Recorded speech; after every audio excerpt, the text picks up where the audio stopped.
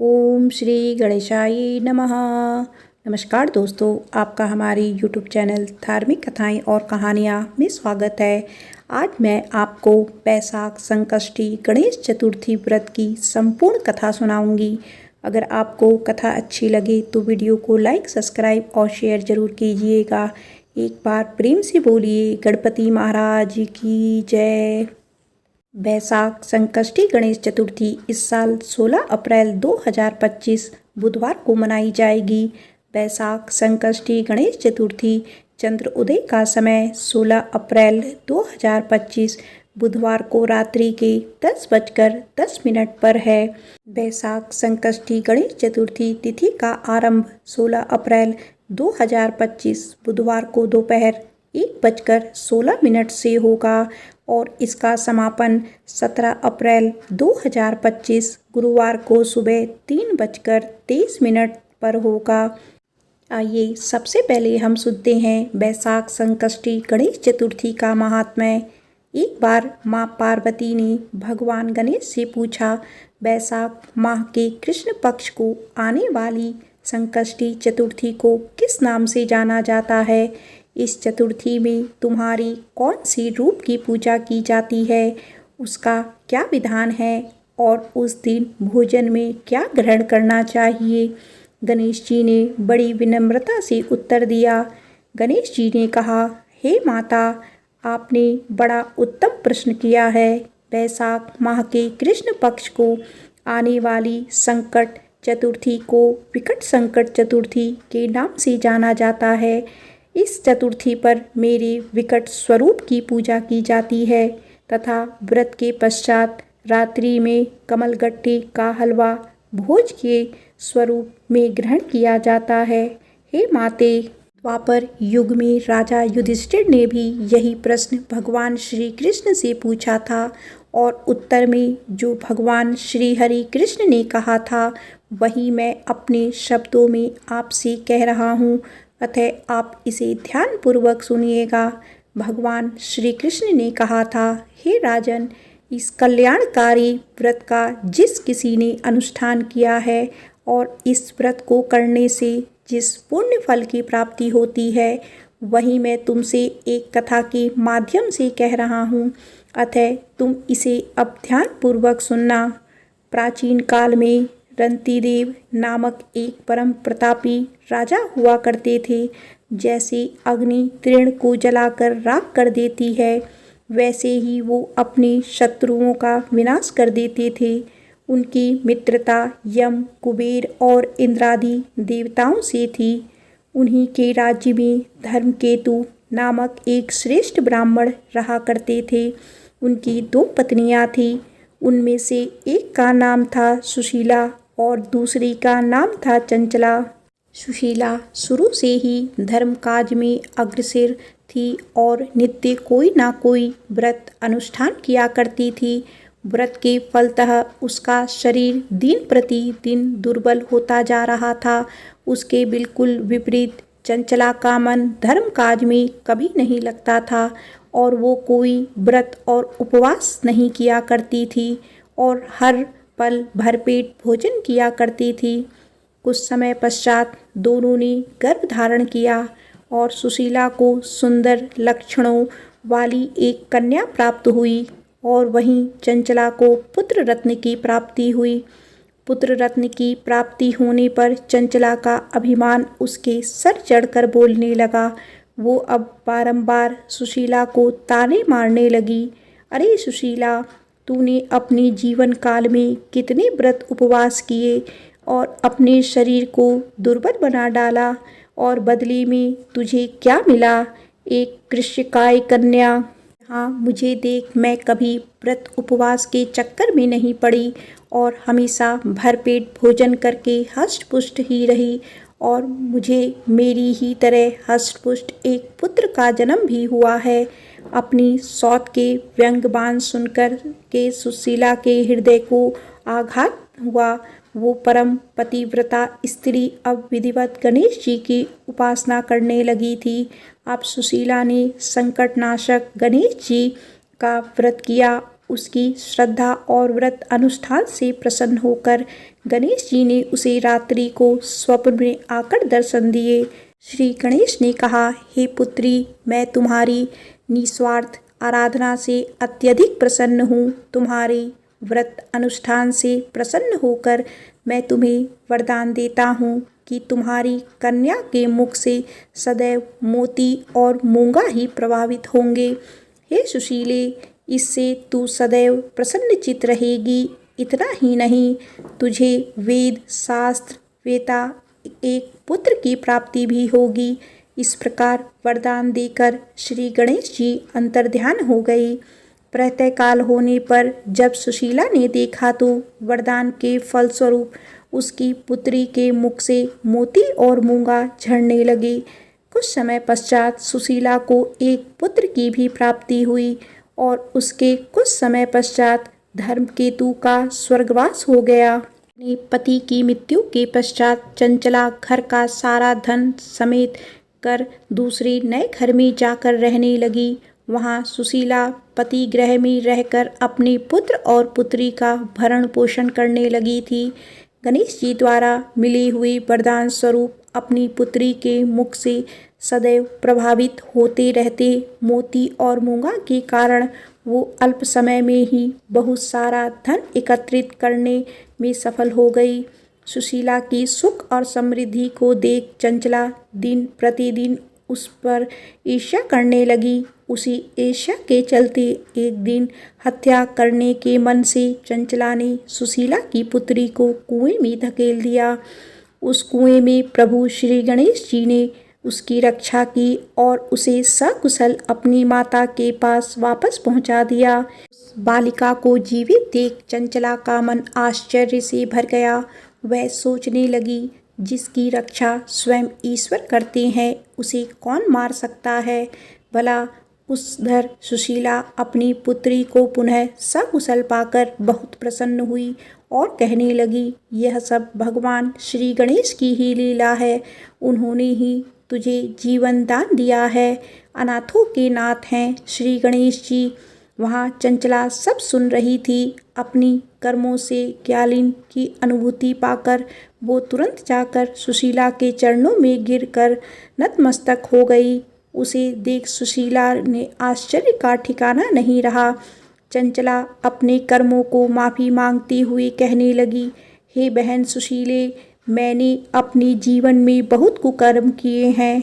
मैंने आपका बहुत अहित और अपमान किया है। आप मेरे इन अपराधों को क्षमा कीजिए। आप दयावती हैं। आपने ही अपने सत्कर्मों द्वारा दोनों कुलों का उद्धार किया है।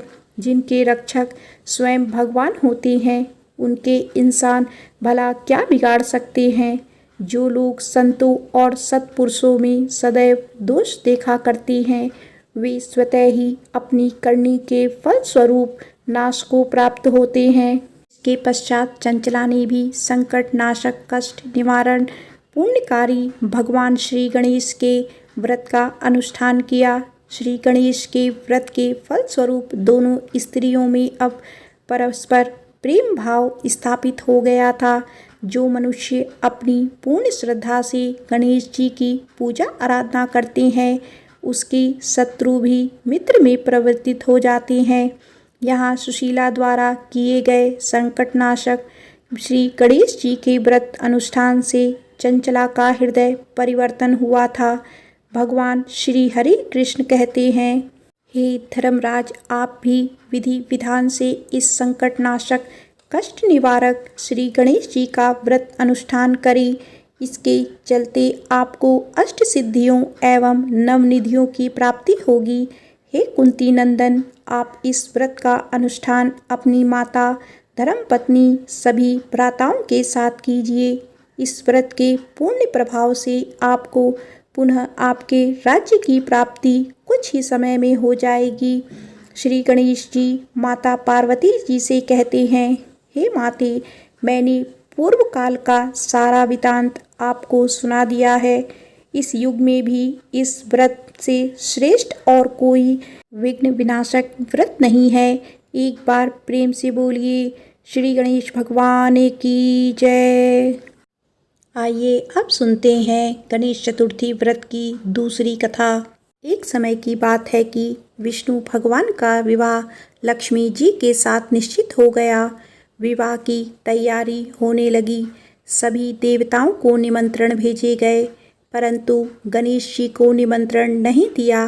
कारण जो भी रहा हो, अब भगवान विष्णु की बारात जाने का समय आ गया।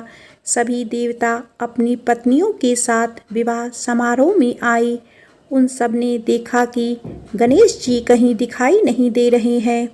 तब वे आपस में चर्चा करने लगे कि क्या गणेश जी को न्योता नहीं दिया है या स्वयं गणेश जी ही नहीं आए।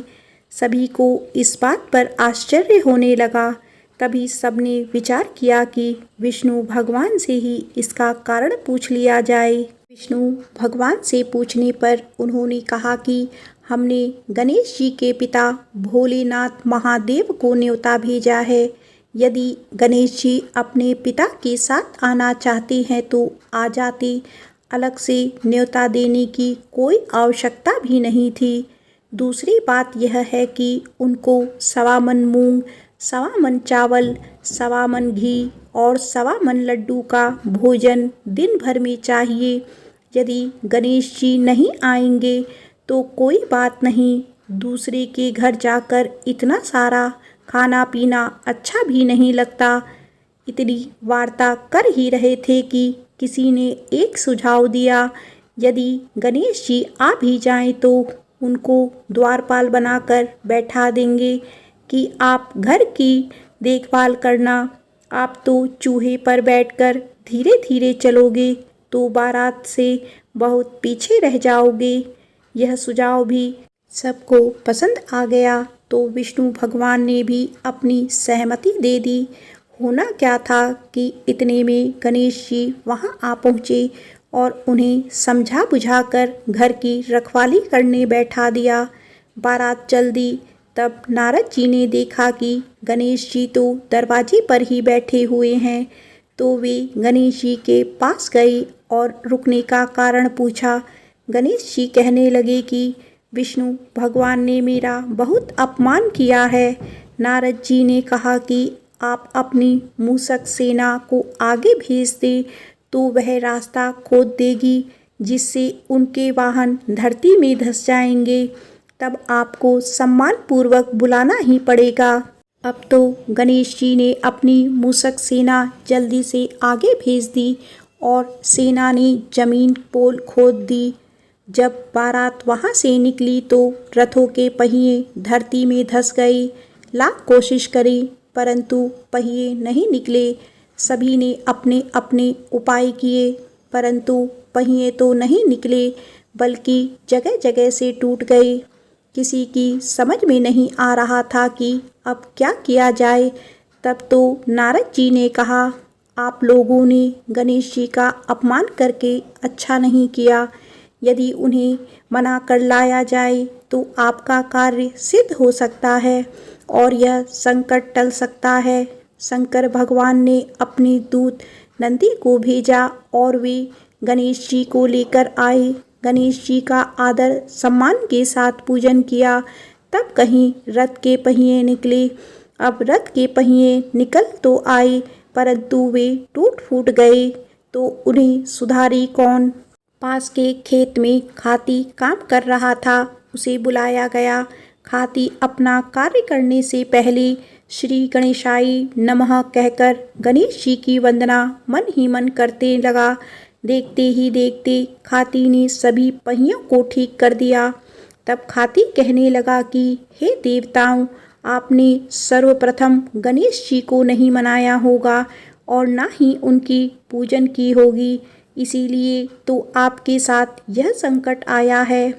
हम तो मूर्ख अज्ञानी हैं, फिर भी पहले गणेश जी को पूजते हैं, उनका ध्यान करते हैं। आप लोग तो देवता गण हैं, फिर भी आप गणेश जी को कैसे भूल गए। अब आप लोग भगवान श्री गणेश जी की जय बोल कर जाएं तो आपके सब काम बन जाएंगे और कोई संकट भी नहीं आएगा। ऐसा कहते हुए बारात वहाँ से चल दी और विष्णु भगवान का लक्ष्मी जी के साथ विवाह संपन्न करा के सभी सकुशल घर लौट आए। हे गणेश जी महाराज, आपने विष्णु को जैसे कारज सारियो ऐसे कारज सबको सिद्ध कर जो। बोलो गजानंद भगवान की जय। आइए अब सुनते हैं गणेश चतुर्थी व्रत की तीसरी कथा। एक समय की बात है, राजा हरिश्चंद्र के राज्य में एक कुम्हार था। वह मिट्टी के बर्तन बनाता, लेकिन वे कच्चे रह जाते थे। एक पुजारी की सलाह पर उसने इस समस्या को दूर करने के लिए एक छोटे बालक को मिट्टी के बर्तनों के साथ आवा में डाल दिया। उस दिन संकष्टी चतुर्थी का दिन था।